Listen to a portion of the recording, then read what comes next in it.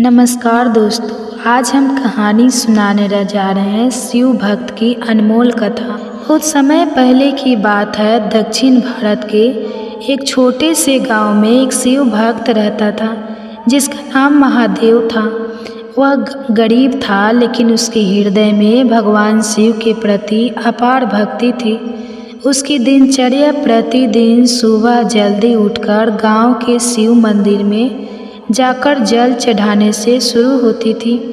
भले ही उसके पास खाने के लिए पर्याप्त भोजन ना हो, लेकिन वह कभी भगवान शिव की पूजा में कोई कमी नहीं करता था। एक बार गांव में भीषण अकाल पड़ा। खेत सूख गए, नदियाँ सूख गई और लोगों को भोजन और पानी के लिए दर दर भटकना पड़ा। लेकिन महादेव की भक्ति अडिग रही। वह हर दिन किसी भी तरह पानी का प्रबंध करता और शिवलिंग पर चढ़ाता।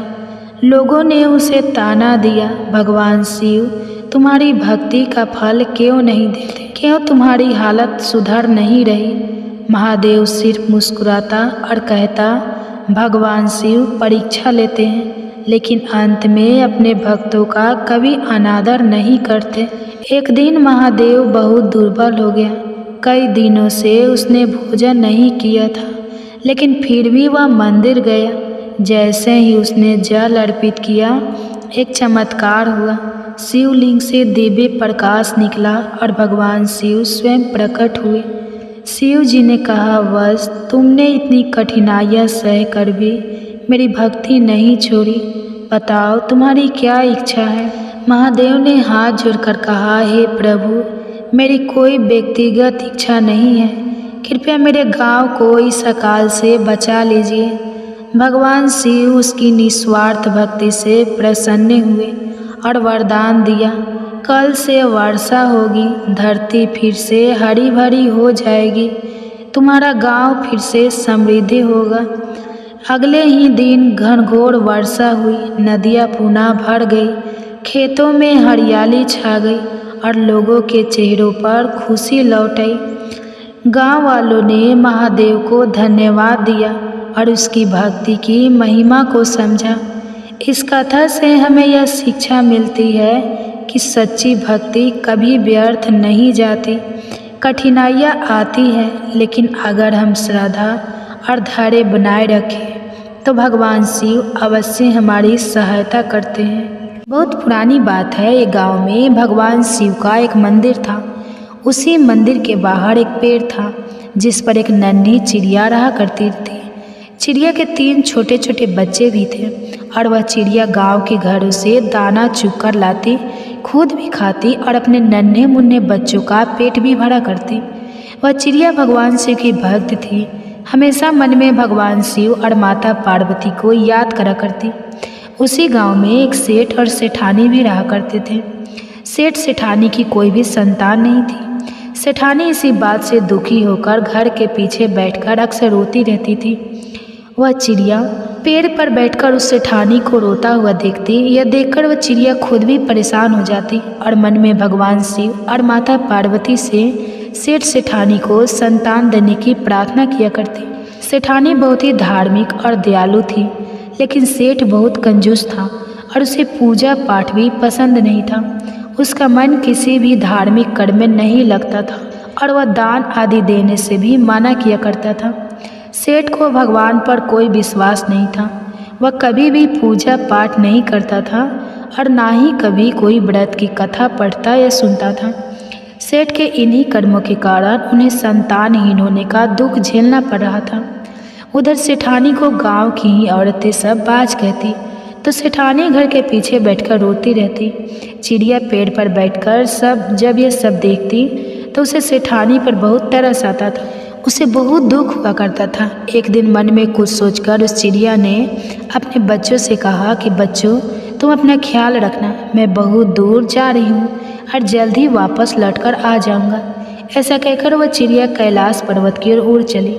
बहुत लंबी उड़ान के बाद आखिरकार वह चिड़िया कैलाश पर्वत पर पहुँच ही गई। उड़ान भरते भरते उसका गला सूख आया था और लंबी उड़ान के कारण वह चिड़िया बहुत थक भी गई थी। इसी कारण कैलाश पर्वत पर पहुंचने के तुरंत बाद ही वह मूर्छित हो गई। माता पार्वती ने जब उस मूर्छित चिड़िया को देखा तो उस पर तरस खाकर उसे अपने हाथ के स्पर्श से पहले जैसा ऊर्जावान कर दिया। माता पार्वती ने उस चिड़िया से पूछा कि तुम इतनी मेहनत करके इतनी लंबी उड़ान भरकर यहाँ किस कारण से आई हो? तब चिड़िया ने कहा, माता, मेरे गांव में एक सेठ सेठानी रहते हैं, लेकिन उनकी कोई संतान नहीं है। आप कृपा करके उन्हें संतान सुख दे दीजिए, आप उन्हें पुत्र दे दीजिए, क्योंकि संतान के लिए सेठानी जी बहुत दुखी है, बहुत रोती रहती है। और हे माता, मुझसे उस सेठानी का दुख देखा नहीं जाता। चिड़िया की बात महादेव भी सुन रहे थे। तब महादेव ने उस चिड़िया से कहा कि वह सेठ ना तो कभी पूजा पाठ करता है, ना कभी भागवत कथा सुनता है, और ना ही कोई पुण्य का कर्म करता है। उसने कोई भी ऐसा अच्छा कर्म नहीं किया जिससे उसके भाग्य में पुत्र योग बन सके, इसलिए उसका कोई पुत्र नहीं हो सकता। यह बातें जानकर नन्ही चिड़िया बार बार भगवान शिव और माता पार्वती से आग्रह करने लगी कि हे प्रभु, आप सेठ सेठानी को संतान सुख दे दीजिए। तब माता पार्वती ने भगवान शिव को इस बात के लिए मना ही नहीं लिया। तब भगवान शिव इस प्रकार बोले कि पुत्र तो उसे हम दे देंगे, लेकिन सेठ अगर अभी पुण्य कर्म नहीं करेगा तो उसका पुत्र जल्दी ही मृत्यु को प्राप्त हो जाएगा। यह बात सुनकर चिड़िया ने कहा, प्रभु, आप बस सेठानी को एक बार पुत्र दे दीजिएगा। पुत्र प्राप्त होते ही वह सेठ भी पूजा पाठ करने लगेंगे। ऐसा कहकर चिड़िया खुश हो गई और भगवान शिव और माता पार्वती को धन्यवाद देकर वहां से चली गई। आखिरकार भगवान शिव और माता पार्वती ने उस चिड़िया की विनती सुन ली और कुछ ही दिन बाद सेठानी गर्भवती हुई। 9 महीने बीतने पर सेठानी को एक पुत्र हुआ, जिसे देखकर सेठ और सेठानी बहुत खुश हुए। पुत्र होने के बाद सेठानी का तो भगवान में विश्वास और भी बढ़ गया। वह अब पहले से भी ज़्यादा पूजा पाठ करने लगी, दान पुण्य करने लगी। लेकिन सेठ का वही हाल रहा, उसने अभी कोई पुण्य कर्म नहीं किया। उसका भगवान पर अभी विश्वास नहीं हुआ। ना वो कभी पूजा पाठ करता, न कभी गाथा सुनता। पेड़ पर बैठकर वह चिड़िया अक्सर सेठ के पुत्र को देखा करती। धीरे धीरे समय बीतने लगा। अब चिड़िया को सेठ के पुत्र की चिंता होने लगी। चिड़िया को भगवान शिव की कही हुई बात याद थी। उसे सेठ के पुत्र की चिंता होने लगी। वह सोचने लगी कि सेठ का पुत्र हो गया है, इसके बाद भी वह सेठ नहीं बदला। अब भी यह कोई दान पुण्य नहीं करता, कहीं इसके पुत्र की मृत्यु न हो जाए। इसी प्रकार एक दिन चिंतित होकर वह चिड़िया फिर से लंबी उड़ान भरकर कैलाश पर्वत पर जा पहुंची और वहां जाकर भगवान शिव और माता पार्वती से आग्रह करने लगी कि वे सेठ को पुण्य कर्म करने के लिए प्रोत्साहित करें। माता पार्वती ने जब देखा कि यह चिड़िया दूसरे के लिए इतनी दयालु है, दूसरों के प्रति इतनी चिंता करती है, तो वे बहुत बहुत प्रसन्न हो गई। तब भगवान शिव और माता पार्वती एक ब्राह्मण और ब्राह्मणी का रूप धरकर उस सेठ सेठानी के घर पर गए। वहां जाकर उन्होंने कहा कि हमें भिक्षा दो, हम भूखे हैं, हमें भोजन कराओ। सेठ ने तो सुनते ही मना कर दिया, लेकिन सेठानी ने बहुत ही आदर सम्मान के साथ उन दोनों ब्राह्मण और ब्राह्मणी को अपने घर के अंदर बैठाया, उनका स्वागत सत्कार किया। फिर उनके लिए तरह तरह के स्वादिष्ट व्यंजन बनाए और उन्हें भोजन कराया। ब्राह्मण और ब्राह्मणी के रूप में भगवान शिव और माता पार्वती ही सेठ के घर पर पधारे थे और उनके घर पर प्रवेश करते ही सेठ की बुद्धि ठीक हो गई। अब वह हाथ जोड़कर अपनी गलतियों के लिए क्षमा मांगने लगा और ब्राह्मण देवता के चरणों में गिर पड़ा। तब ब्राह्मण रूपधारी महादेव ने सेठ से कहा, तुम्हारे भाग्य में संतान सुख नहीं लिखा था, क्योंकि तुमने अपने जीवन में कभी कोई अच्छा कार्य नहीं किया। तुमने कभी भगवान पर विश्वास नहीं किया, कभी पुण्य कर्म नहीं किए, कभी ब्राह्मणों को दान नहीं दिया, कभी पूजा पाठ नहीं की, कभी कथाएं नहीं सुनी। लेकिन एक चिड़िया ने मेरे पास आकर तुम्हें संतान देने की प्रार्थना की, जिसकी भक्ति से प्रसन्न होकर ही मैंने तुम्हें पुत्र का वरदान दिया और आज उसी चिड़िया के कारण तुम्हें पुत्र सुख मिला है। लेकिन अब भी तुमने अगर पूजा पाठ या पुण्य कर्म नहीं किए तो तुम्हारे पुत्र की मृत्यु हो जाएगी। यह बात सुनकर सेठानी को चिंता के मारे रोने लगी और सेठ सेठानी ने उस चिड़िया को धन्यवाद दिया। सेठ ने कहा, तुम्हारे पुत्र के लिए चिड़िया भोलेनाथ से लड़कर हमारे भाग्य में पुत्र सुख लिखवा सकते हैं, तो क्या हम अपने पुत्र की रक्षा के लिए पुण्य कर्म नहीं कर सकते? तब सेठ जी ने ब्राह्मण देवता से पूछा, हे ब्राह्मण देवता, महादेव जी के प्रिय व्रत कौन कौन से हैं जिन्हें करके मैं महादेव जी को प्रसन्न कर सकूं? तब ब्राह्मण रूपी माता पार्वती ने कहा कि महादेव जी का सबसे प्रिय व्रत महाशिवरात्रि है। जो भी मनुष्य महाशिवरात्रि का व्रत करता है उस दिन पूरे विधि विधान से भगवान शिव की पूजा करता है, उस पर ही महादेव की कृपा बरसती है। सेठ सेठानी ने कहा, अब तो हम भी महाशिवरात्रि के दिन महाशिवरात्रि का व्रत करेंगे और पूरे विधि विधान और सच्चे मन से भगवान शिव का पूजन भी करेंगे। सेठ और सेठानी को महाशिवरात्रि व्रत का विधान बताकर महादेव और देवी पार्वती वहाँ से चले गए।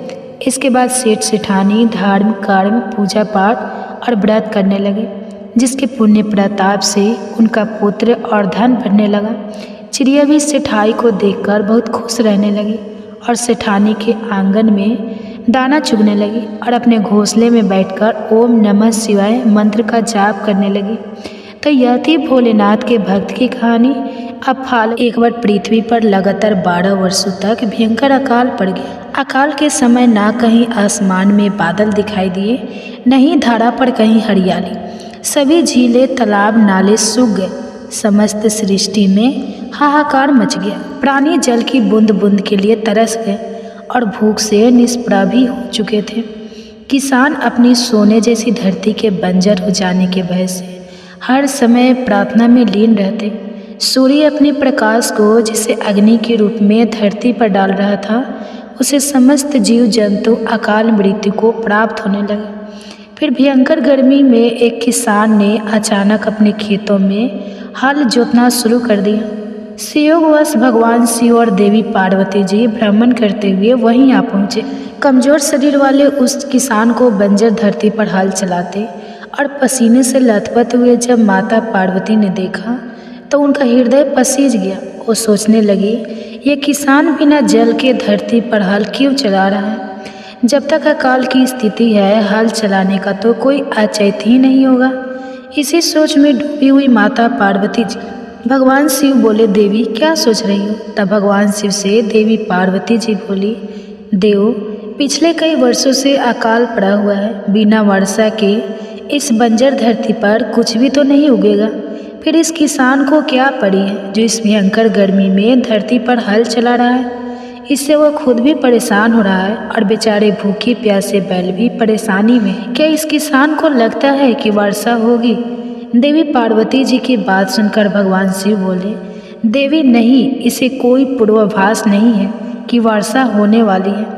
अकाल के 12 वर्षों का समय बीत जाने से इसे इस बात का भी आभास है कि निकट भविष्य में वर्षा होने का कोई संकेत नहीं है। तब देवी पार्वती जी ने भगवान शिव की बात को बीच में ही काटते हुए कहा, देव, फिर यह व्यक्ति मूर्खता क्यों कर रहा है? क्यों यह सूखे बंजर खेत में हल चला रहा है? तब माता पार्वती जी की शंका का समाधान करते हुए भगवान बोले, देवी, ये व्यक्ति मूर्ख नहीं है, इसे सब कुछ पता है। फिर भी यह हल इसलिए चला रहा है कि कहीं इस लंबे अकाल में निठल्ले बैठे रहने से वो हल चलाना ही ना भूल जाए। भगवान शिव का उत्तर पाकर देवी पार्वती उस किसान के कष्टों के निवारण का उपाय ढूंढने लगी। जानती थी देवी कि भगवान शिव जब भी अपना वर्षा दाई शंख बजाते हैं तो वर्षा होने ही लगती है। तब उन्होंने भगवान शिव से कहा, प्रभु, किसान यह सोचकर कि कहीं वह हल चलाना ही ना भूल जाए, कितना कष्ट उठाकर हल चला रहा है। लेकिन प्रभु, आपने भी तो इतने वर्षों से अपना वर्षा शंख नहीं बजाया है, कहीं ऐसा ना हो कि आप भी शंख बजाना भूल जाए। तब भोलेनाथ तपाक से बोले, नहीं पार्वती, ऐसा कैसे हो सकता है कि मैं शंख बजाना भूल जाऊं? तब पार्वती जी झट से बोली, क्यों नहीं प्रभु, ऐसा क्यों नहीं हो सकता?